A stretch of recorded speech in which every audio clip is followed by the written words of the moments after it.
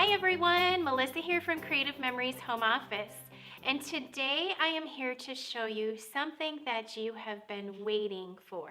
Here is the blank card kit. You just add some basic paper and add the stickers to it, and you've got a completed card. Let me show you how quick that can happen.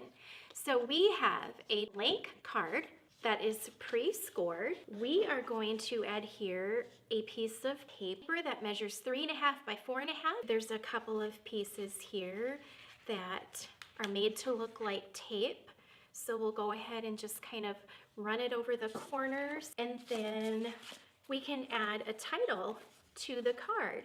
So let's go ahead and maybe we want to celebrate. So we're just going to offset that slightly. And of course, we are going to have to use foam squares because that adds dimension. And I'm going to offset this a little bit too so it's flush to the far right of the card. So there you have a basic card that says celebrate with a piece of scrap paper that measures 3.5 by 4.5 and just some added stickers. We can't wait to see how you make this blank card kit come to life.